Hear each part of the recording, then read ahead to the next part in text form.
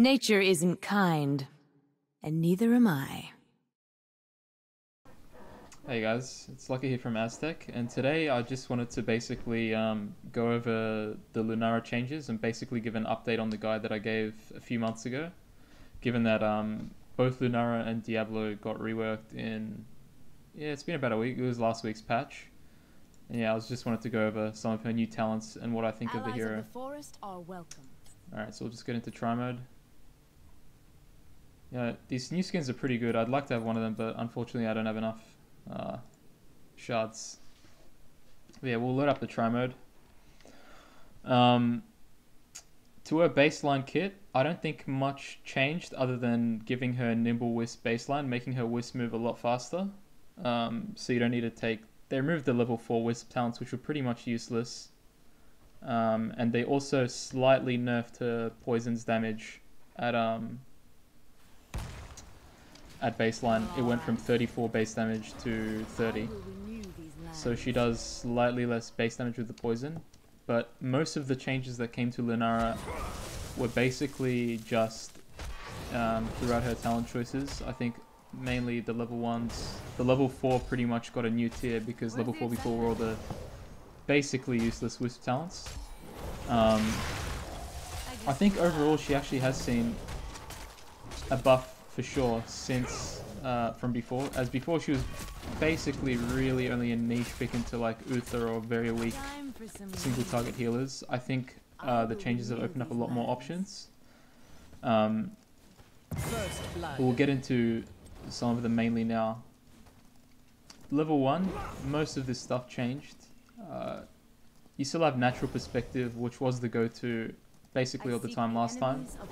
You now have Hippity Hop, which gives you move speed if you haven't been attacked or you haven't attacked yourself, and you have the Sentinel Wisp as well, which is actually quite nice for scouting.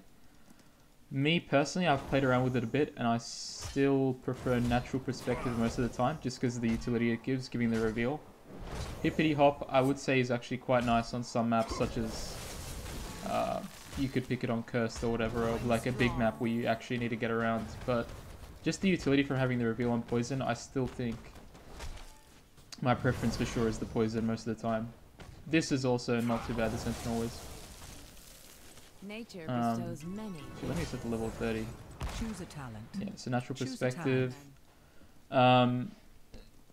This is the new tier that pretty much never existed before. So it's actually nice that Lunara has level 4 talents now. She's pretty much level 4, you didn't really gain any power at all.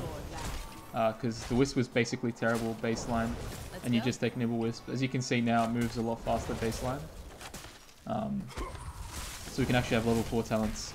And for the level 4 talents, I don't think you should be ever going any form of Q build. That's not why you're playing Lunara for her spells.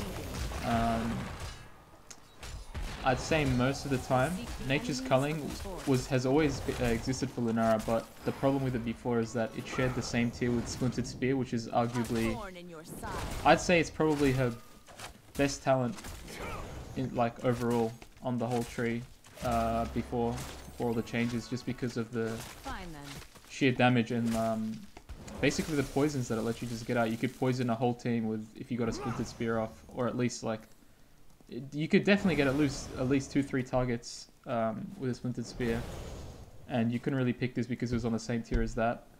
Now you can pick it, and I'd say you pick it most of the time. I have played with Siphoning Toxin, and it actually is quite nice. The heal is actually pretty big, and I would say take it on maps such as Towers of Doom, or maps that aren't really siege focused, or where you need to be wave clearing a lot, or taking structures a lot, pushing, that kind of stuff. There's not really many bosses, then for sure Siphoning Toxin is a good option, or if you already have basically all those slots filled. But Nature's Culling just gives a lot of siege. Choose a talent. For level 7, nah, I'm not even going to go over these ones. You're taking Splintered Spear every single game, no matter what. It's still the same, and it's just still amazing.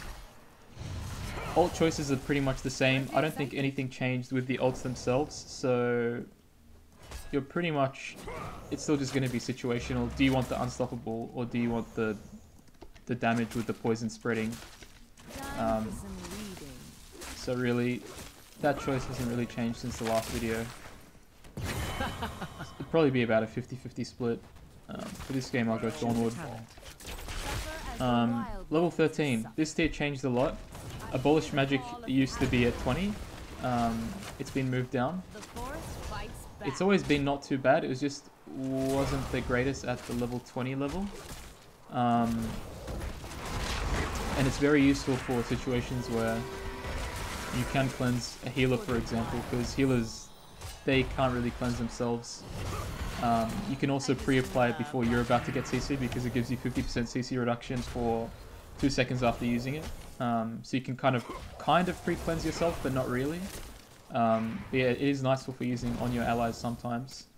The one I'd say to go most of the time is Let Them Wither. This is a new talent that previously didn't exist. Basically, on baseline, your crippling spores slows for 40%, but it decays and it lasts for 3 seconds. With this talent, the slow becomes a 4-second slow, which doesn't decay, so it becomes a very, very strong slow. And with if you take Thornwood Vine and you have Splintered Spear, you can basically, if you're hitting like 3-4 targets with your poison in a team fight, which is very, it's not a big ask, getting 3 or 4 poisons across a fight on different targets. You then hit your W and all 4 players, or all 3 or 4, whatever, ever many players you have the poison on, they're all slowed by 40% for 4 seconds and it's non-decaying. It's very huge, and it like slows, they're not hard CC, but a 4-second slow for 40% on multiple targets is very, very big, and it means that they can't, I guess, either engage on you or they can't really kite away as well. So it's a really great talent on that tier. I haven't really played with Endless Spores just because I've been really liking Let Them Wither. But it does reduce your W cooldown if you get it on 2 or more targets to 7 seconds. Greater Spell Shield, it's always been there. I guess you can sometimes take it, but yeah. It still serves its same purpose, I guess, if you're versing Heavy Spell Burst. But most of the time, I'd say Let Them Wither. Level 16. Now, pretty much with the 16s, you're going to have to take Unfair Advantage.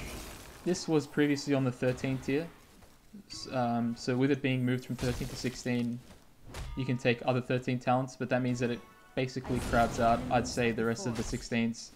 Starwood Spear used to be really nice because it wouldn't share the spot with Unfair Advantage, but now you pretty much, I'd say, you're always going Unfair Advantage no matter what.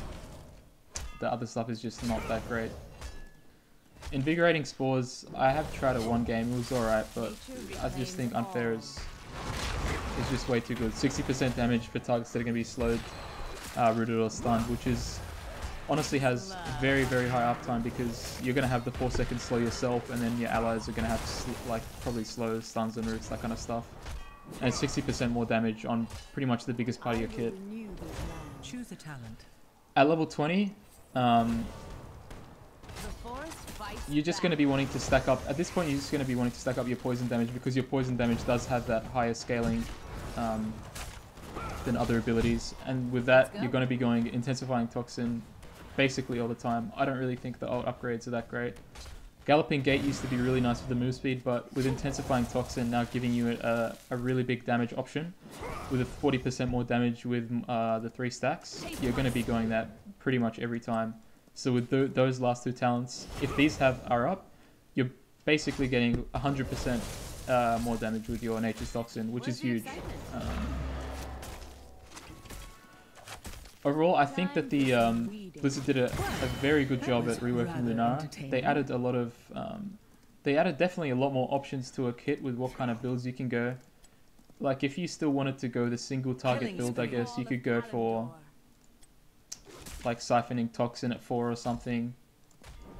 Level 7 you get the basic attack damage. Level 13 you get the new Giant Killer. They removed Giant Killer and made it this talent instead, which gives you attack speed. It's not too bad. And also by giving her actual level 4 options, that was really, really nice. Which was mainly just a big boost to a wave clear because you can take Nature's Calling now with Splintered Spear. And I'm pretty sure her win rate has also jumped up. I think it went up from like 47% to 52 or 51. So that's really nice to see. And I think it was, yeah, pretty much just a really good rework overall. With that, I think I'll be ending the video. I hope you guys enjoyed me going over the new talents. It's only been about a week since the rework has come out, so let me know what you guys think of the changes. And yeah, subscribe to the channel and stay tuned for more videos.